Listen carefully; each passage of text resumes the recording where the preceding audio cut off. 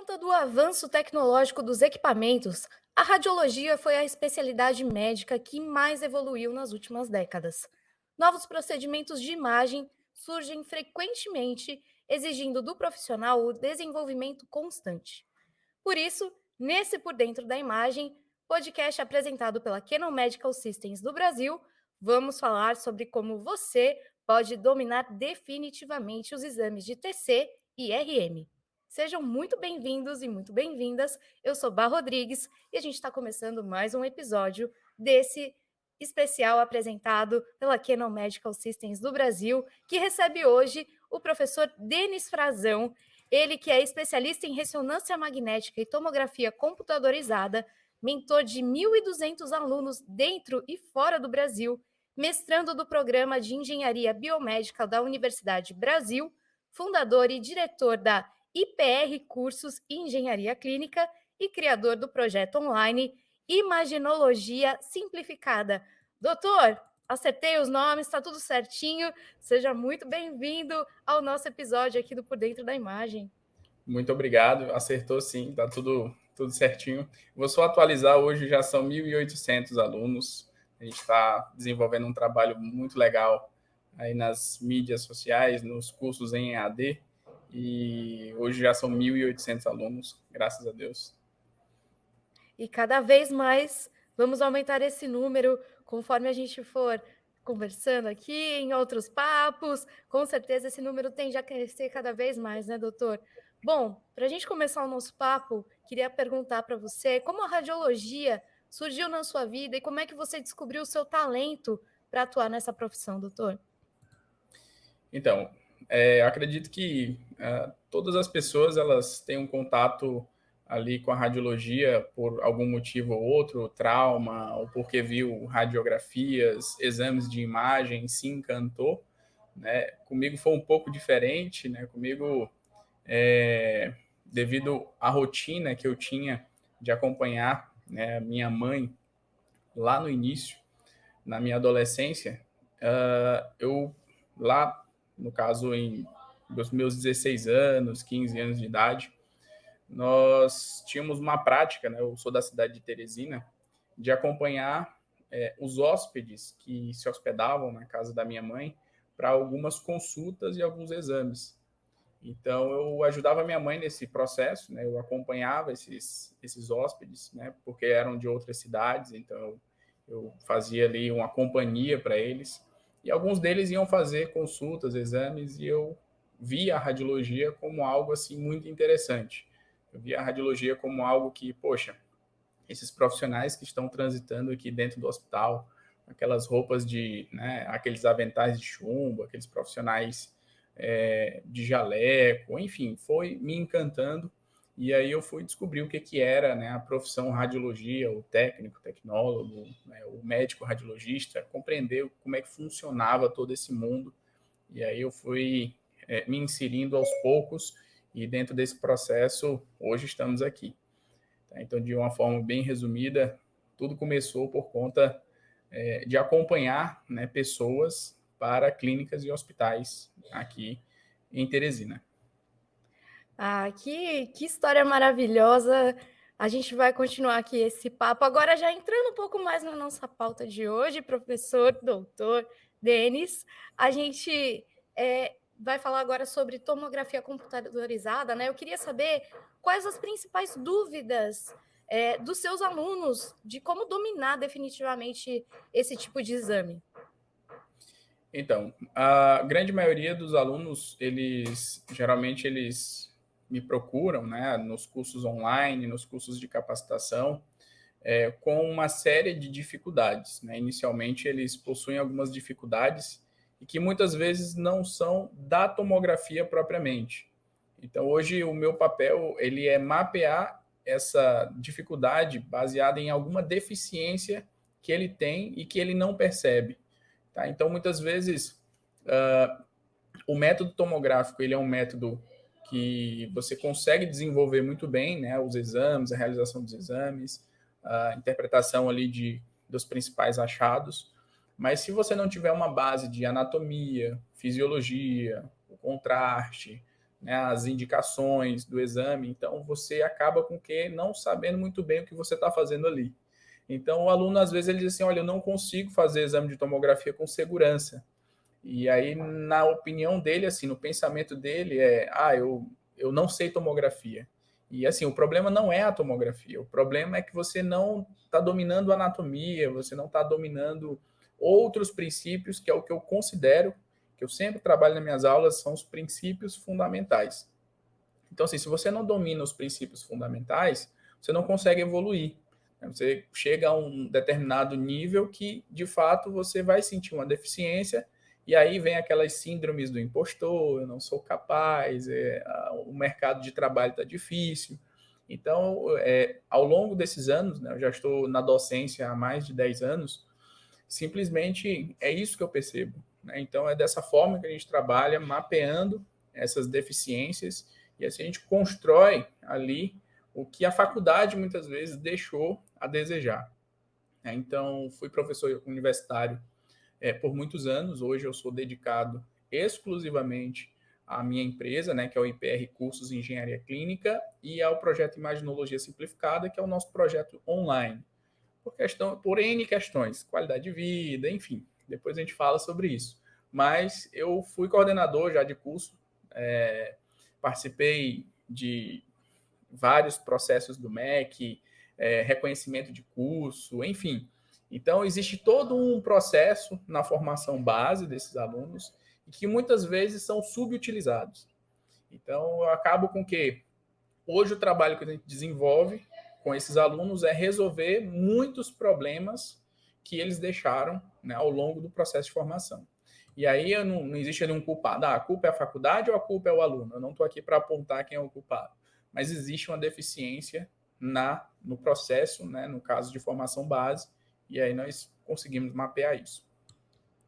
E acho que talvez dessas deficiências, né, que a gente está falando aqui, é que pouca gente sabe sobre a realização dos exames de anjo-TC, né? Eu queria saber quais são as maiores dúvidas na realização desse exame, Denis? Pronto. No exame de angiotomografia, de fato, nos exames de tomografia, é como se fosse o terror, né, de quem está começando. Quem já tem uma certa experiência, muitas vezes entra numa zona de conforto, e aí nós podemos trabalhar dois perfis, que é uma temática muito interessante. Quem está começando, o medo que tem é de não pegar o tempo correto da contrastação, né? Perder o tempo do contraste, esse é o medo. E aí, onde eu volto lá naquele princípio fundamental. Se você conhece anatomia, fisiologia, então você entende o tempo, o atraso em que esse contraste tem até chegar na determinada área, né? Se você entende a patologia que você está buscando, então você compreende que aquela patologia você tem que ter uma aquisição um pouco mais precoce, uma aquisição um pouco mais tardia. Então, isso não é a tomografia propriamente, porque a tomografia hoje ela disponibiliza de recursos de monitoração em tempo real, monitoração do bolos, a gente consegue fazer bolos teste, enfim. Então, se você domina esse entendimento de princípios fundamentais, como eu já citei, vai ficar mais fácil. E aí existem os outros pontos que muitas vezes são deixados de lado. Como, por exemplo, às vezes o aluno diz, eu tô aqui com uma angiotomografia para realizar. Quanto de volume de contraste eu utilizo? Qual o tempo de aquisição? E assim, em duas perguntas não dá para responder e ter um exame de eficiência. Você tem que ter uma série de respostas, né? Uma série de perguntas a serem respondidas, como, por exemplo, qual é o equipamento que você está utilizando? Não é a mesma coisa de você fazer uma angiotomografia com 16 canais, você fazer uma angiotomografia com 64 canais. São coisas totalmente distintas, mas beleza. Até mesmo se você pegar equipamentos de 16 canais em diferentes companhias, você vai ter diferentes configurações. Você vai ter equipamentos que têm rotação de tubo mais rápido, outros mais lento, outros com deslocamento de mesas mais rápido, outro com deslocamento de mesa mais lento. Então o aluno ele pula essa etapa, ele acha assim, né, 16 canais, então ele pula. Não, vamos lá, qual é o deslocamento de mesa que você tem aí? Qual é o pitch que você tem? Qual é? Aí isso ele vai começando a construir um raciocínio de eu preciso entender o protocolo que tenho para, junto com a anatomia e fisiologia que eu domino, fazer o melhor exame. E aí é um conjunto, saber o que eu tenho em mãos, se eu tenho unidade injetora, se é de uma cabeça ou duas cabeças. E o fundamental, o acesso venoso que esse paciente tem. Qual é o acesso que você tem? É um acesso central? É mais difícil. São exames mais difíceis. Você não pode aumentar o fluxo, você tem que baixar a pressão do dispositivo, né, da unidade injetora. Se você está com acesso periférico, qual é o calibre? É o calibre ideal? É um de 18? É 22? É um paciente pediátrico? Enfim, então existe uma série de questionamentos que não existe uma fórmula de bolo. Se você disser, toda angiotomografia eu faço assim, está errado, porque pacientes têm as suas devidas variações, né? E aí isso é quem está no início. Precisa construir esse raciocínio. Agora, quem já está na zona de conforto, muitas vezes esquece dos detalhes, como, por exemplo, volume de contraste. Porque vem numa cadeia de aprendizado de que alguém ensinou que tinha que usar esse volume de contraste, e aí sempre vem naquela rotina daquele mesmo volume de contraste. Só que os equipamentos evoluíram muito, os detectores melhoraram, a eficiência quântica dos detectores, os contrastes melhoraram muito, né? Hoje a gente tem contraste de alta concentração, equipamentos com detectores muito bons. E com esse conjunto de informações, se o profissional não continua se atualizando e compreendendo que, a partir agora dessa tecnologia, eu consigo reduzir volume de contraste. Quando eu reduzo o volume de contraste, eu beneficio o meu paciente, porque a gente sabe que o contraste iodado ele pode induzir, né, ali algumas lesões renais, e quanto menos contraste, melhor. Outro passo quanto menos contraste, melhor para a clínica, melhor para o hospital, reduz os custos. Né? E, consequentemente, nesse momento que a gente está conversando, nós estamos numa crise nacional, se não dizer mundial, de contraste. Né? Teve aí um problema aí de distribuição, enfim, de fabricação. Então, os contrastes que estavam com o valor X, hoje está 2 vezes X por conta desse problema. E aí o profissional que já vem numa rotina, usando um volume para todos os pacientes, ele não tem aquela habilidade de simplesmente calcular para cada paciente o volume ideal, isso acaba com que trazendo desperdícios e prejudicando o paciente. Então, só para fechar, o que eu costumo dizer para os alunos que estão sempre conosco? Olha, exame de angiotomografia, nós temos que ter o tempo médio de trânsito. Tá? Você tem um trânsito do contraste, você precisa pegar esse tempo de trânsito. Se você injetou contraste a mais, você está desperdiçando. Então, basta você calcular. E é um cálculo muito simples. O tempo de aquisição mais o delay vezes o fluxo. Acabou. Você tem o volume. Mas está muito pouco. Tá, é porque seu equipamento é bom. Seu equipamento é um 64, ele faz a varredura muito rápida. Então, por isso que está utilizando menos contraste. E aí tem pessoas que fazem o mesmo volume de um 16 canais de contraste, que é utilizar o mesmo volume de 64, por muitas vezes insegurança, né, achar que vai perder ali, no caso, o tempo de contrastação. Então, usando essa fórmula, é muito simples, não tem como errar. Denis, você falou de lesão e eu queria perguntar agora sobre os fatores de risco, né, relacionados a esse uso do contraste iodado. Quais seriam essas possibilidades, né? Queria que você aprofundasse um pouquinho do que a gente já começou a falar. Perfeito. Então, assim, o contraste iodado, ele, assim, nós temos diversos tipos de apresentação de reações adversas, né? Nós podemos classificar isso como reações adversas. Dentro dessas reações adversas, nós temos a reação por sensibilidade mesmo, aquelas pessoas que têm, de fato, alergia ao contraste iodado. Ela usar uma vez, 2, 3, ela vai ter reação. Mas essas alergias, né, esses pacientes que têm hipersensibilidade são muito raros, tá? São pacientes raros, assim, de ter uma hipersensibilidade. E nós temos dois tipos de classificação, que nós temos uma que chama-se anafilática, que essa é inespecífica, qualquer pessoa pode desenvolver, tipo, você pode ter usado contraste 3 vezes, na quarta vez você ter uma reação anafilática. Então, isso existe vários trabalhos, trails, artigos, publicações que falam sobre isso, né? E nós temos as reações quimiotóxicas, né, que são agregadas a alguns princípios, como o tipo de contraste que está utilizando, se é um iônico ou não iônico. Tá? E aí onde vem, né, alta osmolaridade, baixa osmolaridade, como é que está a viscosidade desse contraste. Então, isso são princípios baseados no contraste. Qual foi o volume que você utilizou, se é um volume muito alto.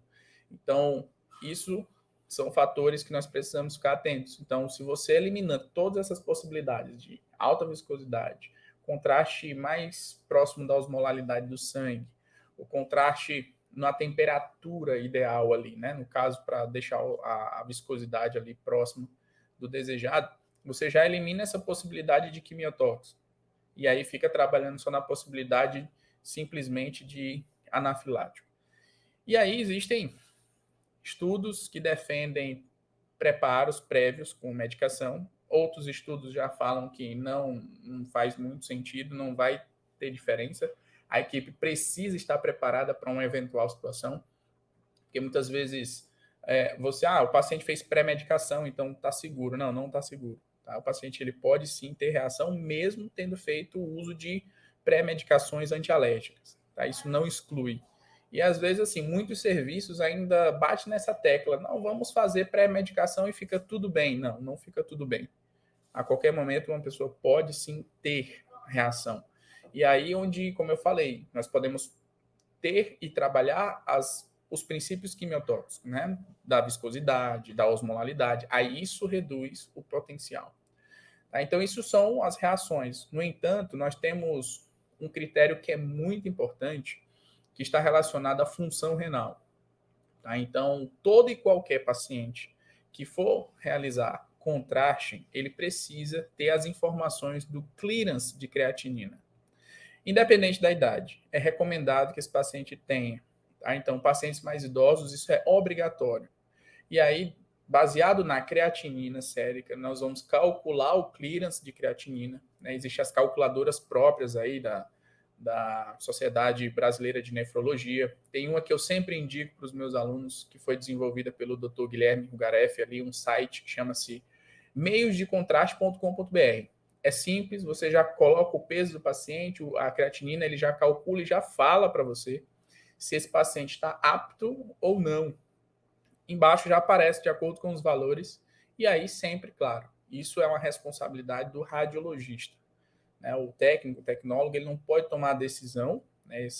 Tudo isso tem que ser acordado, o radiologista tem que estar presente, e que, de acordo com a indicação do exame do paciente, né, se o paciente de fato ele precisa do contraste, não tem como eliminar essa possibilidade, o radiologista que vai assumir, no caso, essa situação, vai entrar em contato com o nefro. Mas existem dois tipos de pacientes que são críticos, né?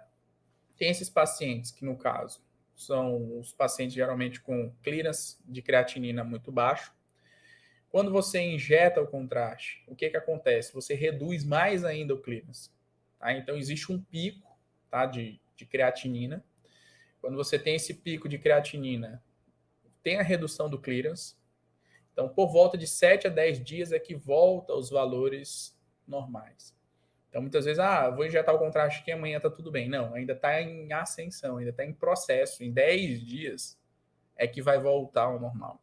Então, se você usa um contraste num paciente que simplesmente já está com a creatinina alta, vai subir mais ainda e vai complicar esse paciente. E aí é uma das coisas que muitos perguntam, tá, e qual é o outro fator de risco? O outro fator de risco, que alguns trabalham de uma forma bem distinta, é o uso da metformina. Pacientes diabéticos que fazem o uso de metformina adotam o seguinte princípio: suspende a metformina 2 dias antes do uso do contraste, faz o contraste, e aí retoma a metformina 2 dias depois. É o que muito serviço faz. Denis, e na sua visão, o que é o correto e o que os estudos falam, o que nós precisamos ficar atentos? O que eu acabei de falar. a creatinina. O princípio da eliminação, né, do todo o processo metabólico está ali. Então, a metformina, ela pode desencadear no paciente uma acidose lática, junto aos pacientes, no caso, né, que estão com a redução ali da função renal. Então, se você tem um paciente que faz uso de metformina, a função renal dele está ok, não precisa você suspender metformina 2 dias antes. Não tem necessidade. Você vai fazer o contraste normal e suspende os outros dias. Os demais dias são suspensos. E qual seria o momento ideal para esse paciente retomar a metformina? O ideal é se ele realizasse um novo exame de creatinina e avaliasse se está tudo ok. Aí ele retomaria a metformina. Esse é o mundo ideal, né? Mas nós estamos no mundo real. O mundo real não é assim. Né? O mundo real, não vou fazer outro exame para ver se esse paciente está apto. Eu espero 2 dias ali, beleza, e pronto. Então, existem protocolos em várias instituições que defendem os 2 dias antes, 2 dias depois. E existem literaturas mesmo que descrevem o seguinte, olha, observar a creatinina do paciente para a retomada da metformina. E aí, geralmente, pode substituir por outra insulina, por outra medicação, até o paciente retomar ali, no caso, né, ter a função renal restabelecida dentro dos conformes. Tá? Então, são esses pontos que a gente precisa ficar atento em relação ao contraste. Tá? O uso de metformina, clearance de creatinina e as possíveis reações adversas. E quais são os pontos que a gente tem que ficar mais atento, Denis, em relação aos protocolos de segurança para a realização da tomografia? Bem, então, quando a gente fala de protocolo de segurança, a gente vai, primeiramente, existe um protocolo de segurança do hospital, né, que é desenvolvida pelo núcleo de segurança do paciente, de acordo com a RDC 36, tem que ter, né, todo o processo de segurança, que não é só apenas da realização do exame, mas desde o preparo do paciente, desde o primeiro contato com esse paciente, na verdade, né, que é o paciente correto, com dupla checagem. Né? Você chama um paciente, né, eu vou começar desde o primeiro atendimento, quando você chama o paciente na recepção, esse paciente ele levanta e se apresenta. Tá, pois me apresente o seu documento com foto. Isso é fundamental, muitos serviços não faz. Tá? Para trocar paciente, pode acontecer? Com certeza. Maria tem inúmeras Marias. Maria Francisca tem inúmeras. Enfim, então não trocar o paciente. Trocou o paciente, trocou o diagnóstico, confusão é grande. Exames que têm lateralidade. Por exemplo, tomografia do joelho direito. É importante seguir um protocolo semelhante aos protocolos do centro cirúrgico, que é delimitar a lateralidade e ter uma ficha no próprio serviço que você assina confirmando que você sabe que ali é para ser feito o lado direito ou o lado esquerdo. Muitos serviços não fazem. Porque quando a gente faz um scout, muitas vezes, se as duas pernas estiverem um ao lado do outro, eu vou dar um exemplo de quadril. Né? Quando você faz quadril, você está aqui, faz o scout de bacia. Então, você vê quadril direito, quadril esquerdo. Então, quando você vai definir a localização da varredura, você, na tela do exame, você define. Tá, beleza. Se você tem um descuido, olhou, foi ler alguma coisa, pegou o celular, você pode trocar a lateralidade. Então, trocando lateralidade, o benefício da tomografia, dentro de um princípio, tá? É a reconstrução da imagem. Então, se você irradiou o outro lado, no caso os quadris, você consegue irradiar o outro lado. Você consegue reconstruir retrospectivamente, tá? Na ressonância, não. Na ressonância, já era. Fez, vai ter que refazer tudo. Na tomografia, tem um princípio da reconstrução retrospectiva, desde que você tenha utilizado um SFOV largo que pegou os dois lados. Pegou um SFOV que só pegou a lateralidade, já era. Tá? Então, tem esses detalhes aí que a gente tem que ficar atento. Então, a lateralidade, daí nós vamos à prescrição, tá? É um dos pontos. O exame na prescrição tem que estar legível para você entender qual protocolo você vai utilizar. Tem que ter autorização e prescrição do contraste. Tá? Isso tem até um parecer do Conselho Federal de Medicina que diz, em 2019, que é responsabilidade do radiologista o uso do contraste. E por que veio essa discussão e por que tem que ter esse parecer? Porque muitos médicos solicitantes colocam o exame, exemplo, tomografia de crânio, aí coloca embaixo, com contraste.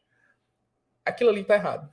Tá? A gente está simplesmente aqui conversando, eu sei que o que nós estamos falando vai chegar no ouvido de muitas pessoas, mas eu quero que isso de fato chegue ao ouvido de muitas pessoas, porque simplesmente existe um parecer do Conselho Federal de Medicina que diz que é responsabilidade do médico radiologista definir se vai usar contraste ou não. Porque é ele que vai interpretar as imagens e é ele que vai dizer se de fato precisa do contraste para melhorar e aumentar a conspicuidade da lesão. Se ele viu, não, isso aqui é o suficiente. O paciente teve um trauma. Usar contraste? Por qual motivo?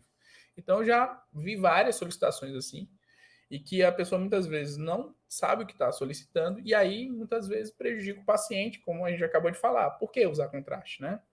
Então, a prescrição do médico solicitante, se de fato tem contraste, o radiologista tem que autorizar. Então, dentro dessa prescrição, a gente vai saber qual protocolo utilizar, definindo o campo de extensão ali, de varredura, otimizando os fatores técnicos, né, no caso, porque isso faz parte do princípio de segurança. Né, não é só colocar o protocolo do adulto numa criança e fazer a aquisição, não faz sentido. Você tem que ter protocolo pediátrico, protocolo do paciente politrauma, protocolo do paciente que, por exemplo, tem mieloma múltiplo, enfim, tem protocolos de baixa dose, sempre utilizando os princípios de segurança. E aí entra os cuidados. O que assim, o que a gente precisa mais ter cuidado, de fato, é o contraste. O contraste ainda, mesmo que seja baixo o número de reações alérgicas, de fato, nós precisamos sempre ficar atentos. Né? Então, é um dos pontos mais fundamentais. Mas seguindo essa trilha, desde a identificação do paciente, prescrição, solicitação do contraste, seleção do protocolo, esse é um dos pontos que eu julgo que são importantes, que nós temos que ficar atentos. Bom, Denis, a gente falou bastante aqui da tomografia. Você ali deu um pequeno spoiler agora da minha próxima pergunta, que é sobre ressonância magnética, né? Agora a gente vai entrar mais a fundo nesse tópico. Eu queria já começar sobre esse assunto te perguntando quais são as dúvidas principais para que a gente domine definitivamente esse tipo de exame. Perfeito. Então, primeiramente, a ressonância, quando se compara com tomografia, são mundos totalmente diferentes, né? E às vezes quem está começando os estudos às vezes acha que é uma escada, né? O primeiro precisa aprender tomografia para depois aprender ressonância. Então, de já eu digo, não precisa. Você não precisa aprender tomografia para depois aprender ressonância, porque são princípios físicos diferentes, né? Então, tomografia utiliza raio-x dentro de um processo totalmente diferente, onde nós temos características de imagens específicas de acordo com a atenuação do feixe raio-x. Quando você vai para a ressonância, aí muda totalmente. Você tem as características dos prótons de hidrogênio. Então, nós temos o campo magnético e ondas de radiofrequência que vão buscar obter informações dos prótons de hidrogênio e que, através de diferentes ponderações e sequências, nós vamos caracterizar o contraste tecidual. E aí nós temos também lá o contraste, né, que é o gadolínio, que nos auxilia na informação ali adicional. No entanto, como eu falei, a ressonância, nós temos as ponderações e sequências que já nos ajudam muito ali a caracterizar aquele tecido. Diferente da tomografia, que nós vamos trabalhar janelamento, filtro, e se eu quero, de fato, diferenciar as estruturas, eu uso contraste. Na ressonância, a gente tem as sequências e ponderações. E aí é onde vem o grande desafio. Os alunos sempre perguntam, né, os profissionais que estão querendo evoluir ou se inserir na ressonância, qual é o protocolo do exame? É o grande desafio. Eles já querem saber qual é o protocolo para crânio, qual é o protocolo para tórax, qual é o protocolo para coluna. E eu costumo dizer para o aluno assim, olha, o protocolo ele pode variar de acordo com cada serviço, De acordo com cada médico, ele pode gostar de um plano anatômico diferente, de uma sequência diferente, uma sequência a mais, uma sequência a menos. Então, o que eu digo para o meu aluno? Da mesma forma, da tomografia, eu falo na ressonância. Você tem que entender o princípio fundamental. Que aí vem lá, novamente, a anatomia, a fisiologia, fisiopatologia, beleza, mas agora entra a física. Ah, professor, mas a física é muito chata, é aquela coisa complexa. Tá, então cuidado com a escolha, né? Se você está achando que eu quero trabalhar com ressonância, mas eu quero uma coisa mais simples, não existe. Então, se você quer de fato trabalhar com ressonância, você tem que aprender, né? Porque existe, eu costumo dizer assim, existe aquele que está ali só apertando o botão, existe aquele que de fato sabe o que está fazendo. E eu costumo dizer isso para os meus alunos constantemente: não queiram ser apertadores de botão, tá? Não queiram. E aí, quando nós vamos na construção do protocolo, que é o desafio, né, que eles têm, é que, primeiro, tem que ter uma boa comunicação. Quando você vai trabalhar no serviço, você está estagiando no serviço, você tem que se comunicar com quem vai laudar. O médico especialista em neuro. Então, você tem que sentar com ele e dizer assim, quais são as suas preferências? Ele vai falar, as sequências que ele gosta de rotina são essas. E quando chegar a determinadas patologias, nós precisamos de sequências adicionais. Faz essa, essa e essa. Então, tem que ter o caderninho, anotar tudo, e quando aparecer essas situações, você saber adicionar. Beleza. Até aí, você ainda não está entendendo o que está fazendo. Você só está fazendo o exame, só está realizando o exame. E aí onde eu falo para os alunos, olha, agora você tem que entender. Vou dar o exemplo do crânio. Por que você está fazendo um sagital T1? O que ele quer ver no sagital T1? Quais são as características teciduais ali, o plano anatômico? O que ele vai ver no T2 flare? Quais são as lesões que se apresentam bem no T2 flare? No T2 normal? A difusão, para que serve? Quais são as indicações? O que ela demonstra? Quais são as limitações dela? O gradiente eco. Tá? Ah, não tem gradiente eco, eu uso um SWI. Tá, e qual a diferença de um SWI para um gradiente eco? Por que você substitui essas sequências, sendo que as duas têm a mesma indicação? Tá? Dando um exemplo. O gradiente eco é muito bom para ver calcificação, sangramento. Tá, o SWI também. E qual é a diferença dos dois? SWI é mais sensível, ele vê mais. Então, o aluno ele tem que entender que, poxa, eu tenho em mãos uma ferramenta que eu posso melhorar o diagnóstico, eu posso melhorar ali o contraste das estruturas, eu posso melhorar simplesmente a conspicuidade da lesão. Agora, sim, muitos têm medo de alterar parâmetros e acabar dando errado o diagnóstico do paciente. O que eu costumo dizer? Olha, naquele dia da agenda tranquila, final do dia, os últimos pacientes, faz a rotina, terminou, deixa ali 1 minutinho, 2 minutos no final do exame e testa sequências, porque ressonância não tem radiação ionizante. Então, ao final do expediente, você pode ali fazer alguns ajustes, você pode mostrar para o médico, ó, doutor, nós fazíamos assim, agora nós encontramos essa forma. O que você acha? Ele vai achar bom ou ruim? Ele só vai dizer, não, tá bom. Então, vai salvar aquilo no protocolo, pode ser um tempo mais baixo, isso vai ter um ganho na clínica, ou pode ser um tempo mais alto e ele vai dizer assim, tá, mas o tempo está muito alto, e qual o benefício de ter uma sequência dessa com um tempo mais alto? Então, é comunicação, tem que ter essa comunicação. Não é só chegar, sentar na frente da ressonância e dizer assim, vou realizar o exame. Hoje as máquinas realizam só. Com sistemas de inteligência artificial, ela programa só, ela ajusta só. Então, nosso papel é compreender se de fato está sendo feito correto. Porque o deep learning, né, os sistemas, eles também erram. E aí, se você não tiver cuidado, você está fazendo exame errado e continua fazendo exame errado e não sabe por quê, né? Então, tem que saber o porquê. Bom, Denis, agora eu vou fazer uma pergunta bem técnica. Como é que a gente compreende o plano anatômico correto nos exames de RM e ele se torna fundamental na interpretação das imagens? O que pouca gente sabe sobre esse exame? Pronto. Os planos anatômicos, o que acontece? Voltando lá para o início, né, os princípios fundamentais. Na faculdade, eu vou dar o exemplo. Primeira aula de anatomia, planos corpóreos e secções.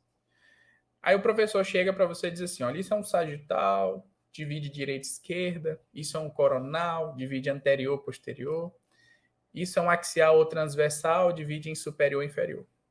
É o que é ensinar. Quando o aluno vai para a ressonância, ele tem que compreender esses planos corpóreos de cada estrutura. Não é do corpo como é apresentado no primeiro dia de aula de anatomia.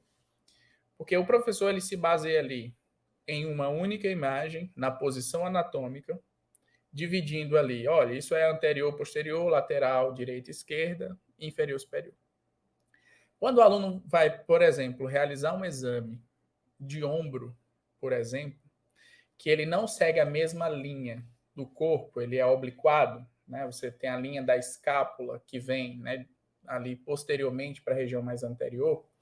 Quando você diz assim, olha, o coronal do ombro, ele deve seguir paralelo à escápula, aí o aluno já, opa, peraí, eu aprendi que é anterior-posterior. Não, mas ele vai continuar sendo anterior-posterior, só que do ombro, é do ombro.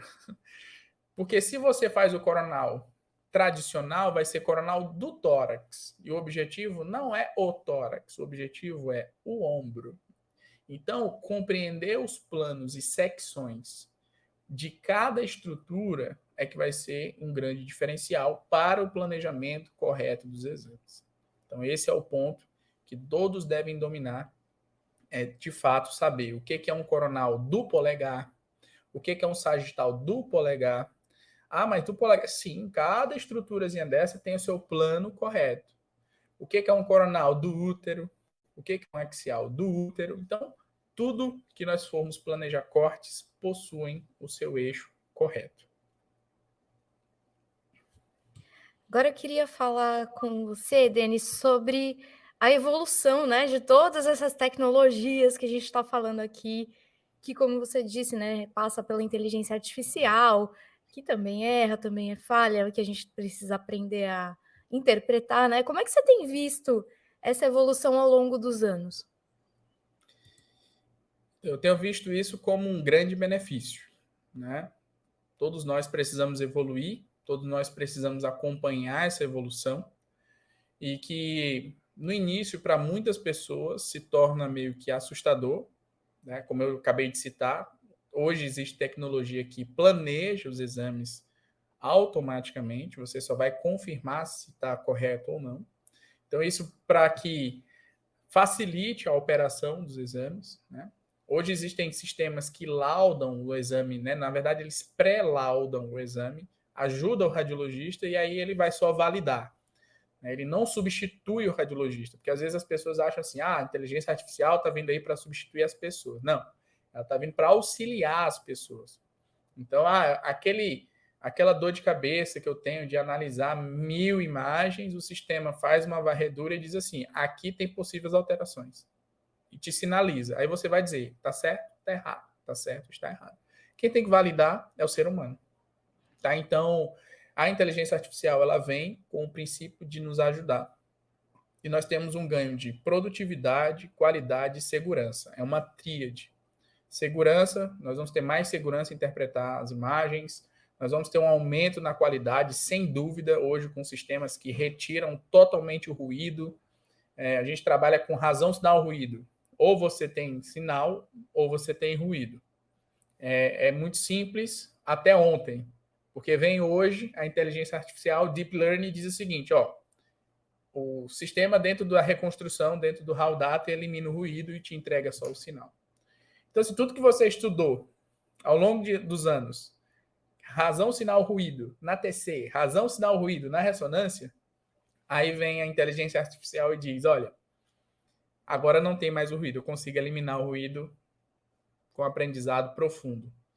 Aí você dá aquele bug na cabeça, né? Tá, como assim? Mas como é que isso acontece? Aí é onde nós temos que voltar para os estudos, continuar estudando, né? Aqueles que pararam têm que voltar para os estudos, mas aquele que está em constante atualização, nós temos que debruçar, né? Nós temos que participar de congressos, né? Por exemplo, a gente acabou de ter a Jornada Paulista de Radiologia, tive a oportunidade de conhecer a tecnologia da Canon, conheci lá o AICE, né? AICE, que é o Deep Learning da ressonância magnética, que tem esse princípio que eu acabei de citar. Outras companhias também desenvolveram seus, estão em aperfeiçoamentos, enfim.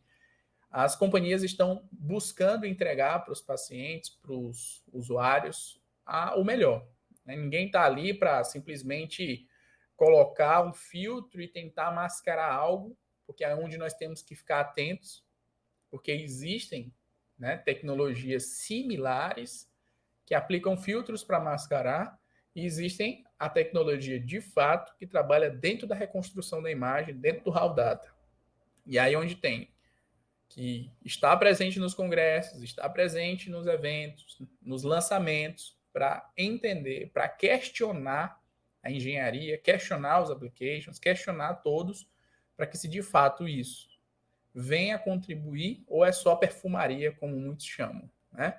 Então, de fato, a inteligência artificial, eu sou totalmente a favor, né? Então, quem for contra, enfim, precisa repensar, né? Porque não está aí para nos substituir, tá? Vai simplesmente nos auxiliar. Denis, você comentou sobre a JPR, né? Sobre novidades e que você encontrou inclusive no stand da Canon. Queria que você comentasse quais, na sua opinião, são as grandes tendências tecnológicas que são mais importantes, o que a gente vai começar a ver daqui para frente, né? Em relação tanto à ressonância como à tomografia. Então, hoje a gente já está funcionando, né? Hoje nós temos a operação remota, tá? Que são exames realizados via Command Center.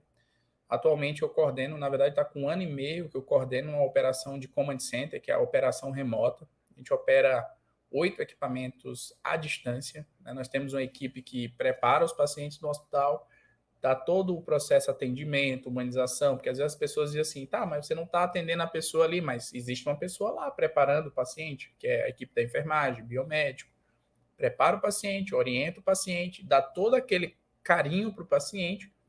Nós somente realizamos o exame à distância, pode ser a qualquer lugar do mundo, tendo link de internet.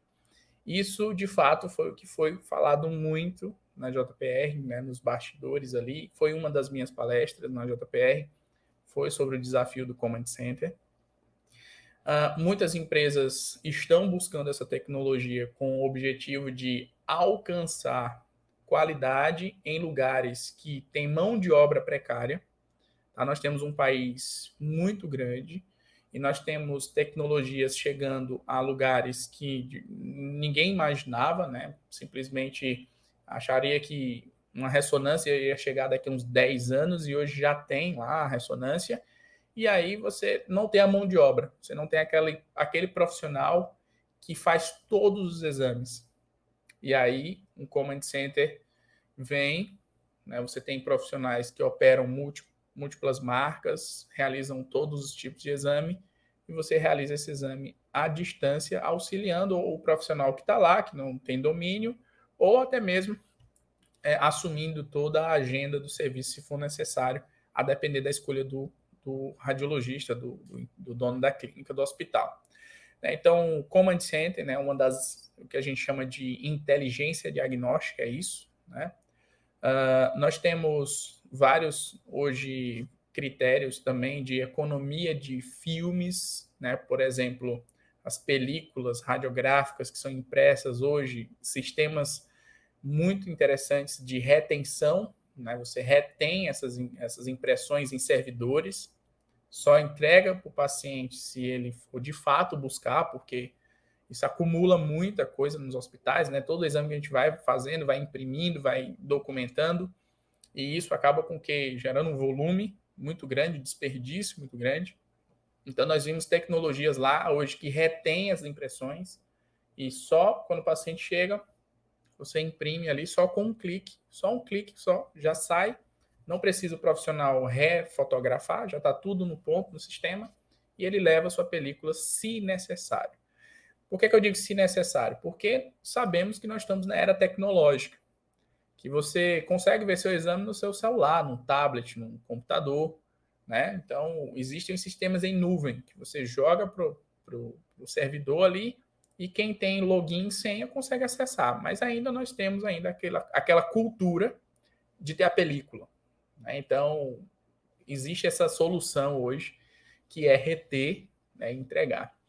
E, sem dúvida, inteligência artificial foi, assim, unânime, né? Todo mundo, inteligência artificial, todas as companhias. Então, trazendo aí a operação remota, que não é inteligência artificial, mas é um recurso que a gente tem, né, para solucionar. As impressões, telelaudo já existe há muito tempo, né, mas sistemas de eficiência, né, de digitação, né, no caso dos dispositivos, né, de áudio lá, e, claro, a inteligência artificial aplicada em vários segmentos. Denis, você usou uma palavra que eu vou pegar como gancho, que foi mão de obra, mas eu vou juntar aos seus alunos. Queria que você deixasse aqui para a gente alguns passos importantes que você considera para que esses profissionais que estão começando ou que desejam trilhar uma carreira, né, na área de radiologia, possam seguir para ter sucesso, por favor. Perfeito. Eu costumo sempre dizer o seguinte: todos os profissionais, são pagos para resolver problemas. É o primeiro passo.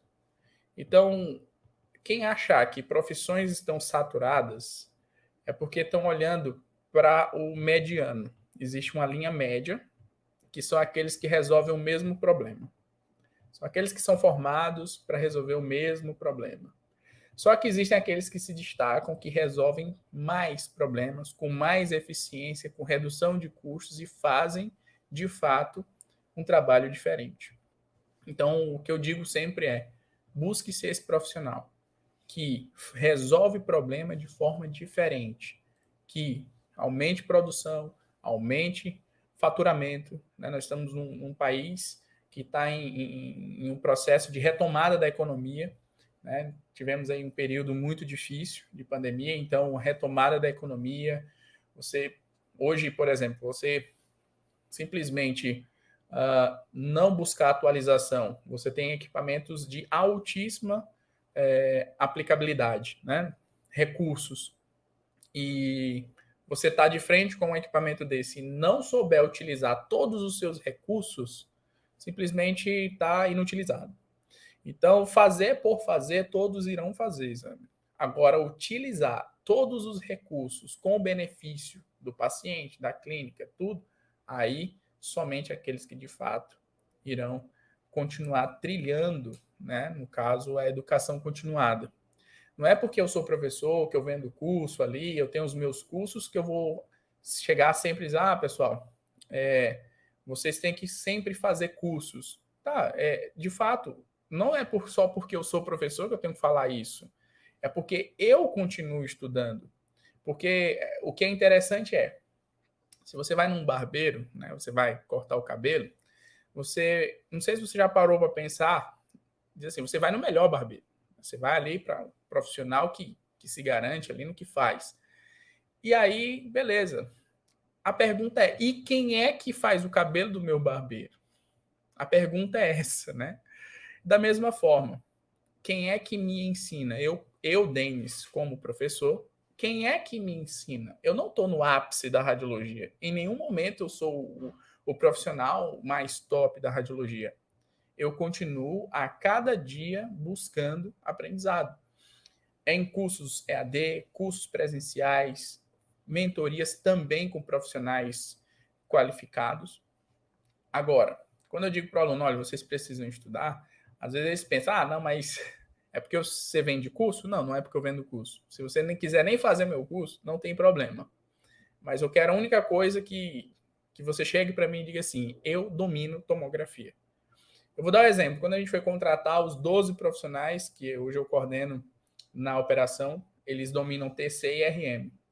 Quando eu fui contratar os 12, simplesmente Foi bem difícil, porque ou só sabia TC ou só sabia ressonância. Então, eu precisava de 12 que dominasse TC e RM. Então, quando a gente diz assim, você está apto, você não precisa ser meu aluno, mas você está apto. Tá, eu estou 100% apto. Você sabe TC? Sei. CRM, sabe RM? Sabe. Tá, pois faz aqui o exame. Tá pronto? Tá pronto. Você vai ser contratado. Eu quero uma pessoa que resolva problemas, como eu disse lá no início. Temos que resolver problemas. Se é meu aluno ou não, ficarei muito orgulhoso em saber que outros profissionais desenvolvem um excelente trabalho, assim como eu busco desenvolver. Denis, agora a gente chega na parte aqui que a gente gosta de conhecer quem são os profissionais que a gente está batendo um papo aqui. E eu queria te perguntar, então, quais foram os seus grandes desafios pessoais e profissionais? Então, todos nós, não só eu, nós temos 3 etapas. Todos e qualquer profissionais, qualquer pessoa vai ter 3 etapas quando você estiver crescendo. A primeira etapa, ela sempre vai ser a etapa da zombação. Quando você começar a se destacar, as pessoas que julgam ser próximos de você, ser amigos, eles vão começar a zombar. Como assim, Denis, zombar? Não entendi. Olha só, eu comecei a lecionar um ano antes de me formar. Faltando um ano para concluir a graduação, eu já estava dando aula no curso técnico. E aí veio a zombação, que é aquelas piadinhas de corredor, olha, tá querendo ser professor. Nem se formou ainda. E isso, no início, é difícil. Dá vontade de você, poxa, eu vou evitar essas pessoas, eu não vou mais nem passar por esse corredor para não ficar chateado. E eu acredito que todos passam por esse processo. Minha escolha foi a docência inicialmente, então fui zombado lá naquele início, porque eu queria ser professor. Daí eu continuei a jornada, não desisti, porque todas as pessoas precisam passar dessa primeira etapa e ir para a segunda etapa, que a segunda etapa é a etapa da perseguição. Então, quando você começa a fazer um trabalho diferente, que você começa a quebrar paradigmas, que você começa a chegar e dizer para todo mundo que tá certo e tá errado. Então, você começa a ir contra alguns sistemas. E isso, as pessoas começam a te perseguir. Isso é natural.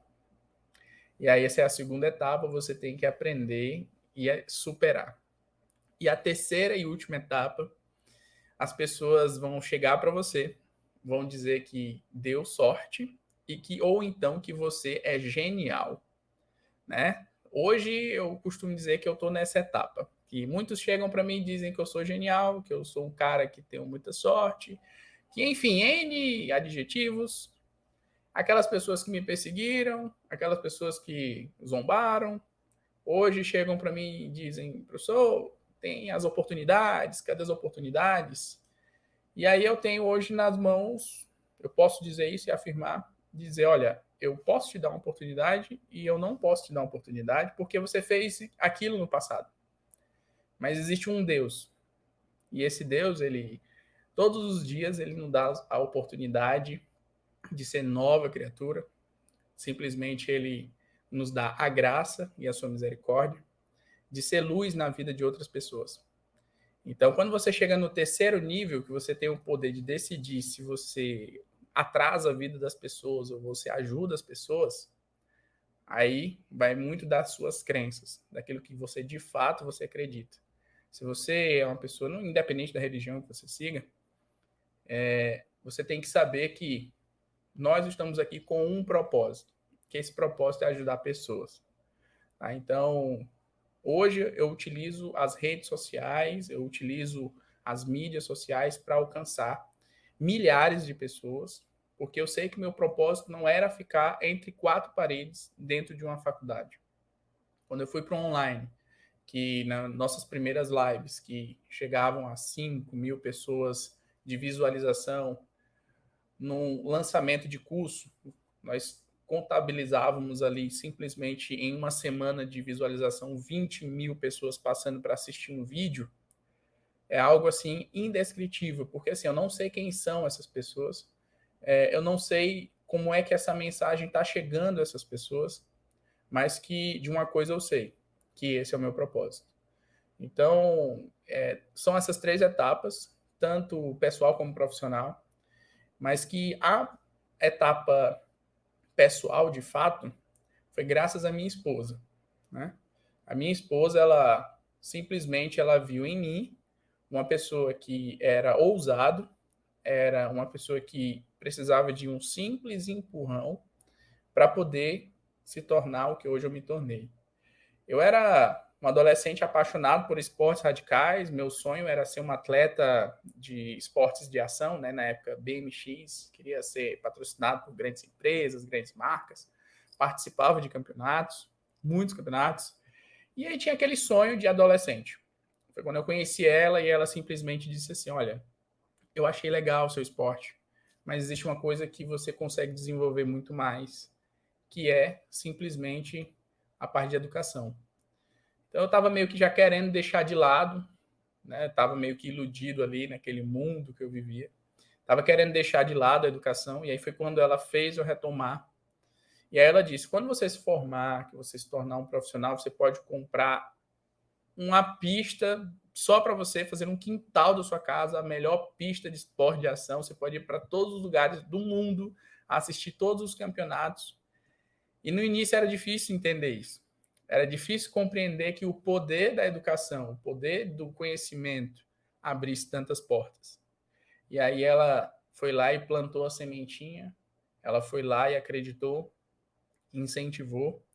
E aí veio minha primeira filha, que aí onde foi um boom, né? Foi assim um estouro, que você tinha que acordar de manhã cedo e dizer assim: se eu não fizer o meu melhor, algo pode faltar. Então hoje eu tenho 2 filhas, né? Sou casado há 10 anos, né? Com minha digníssima esposa Karine Frazão. Então, pessoalmente foi ela que fez essa virada de chave, e profissionalmente foram essas 3 etapas que eu consegui, né, superar.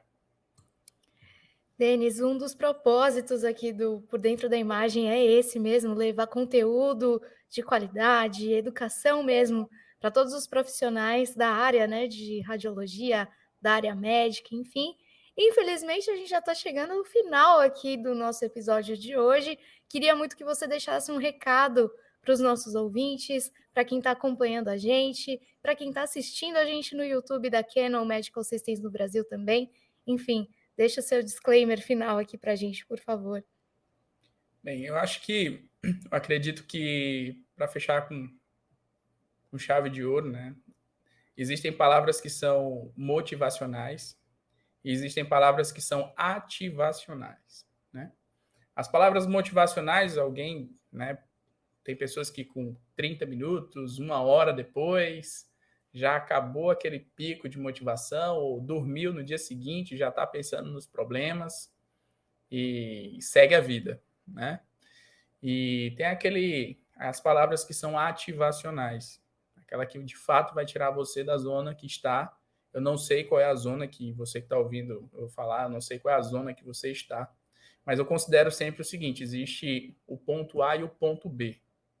Você hoje está no ponto A, não sei qual, o que está acontecendo na sua vida, mas você tem que sair dele e tem que ir para o ponto B. E para isso, existe o propósito. Essa é a palavra que ativa as pessoas. Propósito.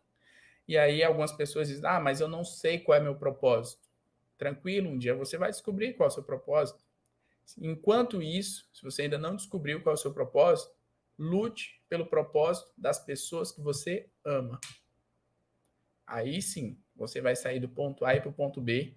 E aí, quando você descobrir seu propósito, você continua tocando o terror de um bom sentido, sendo luz na vida de muitas pessoas.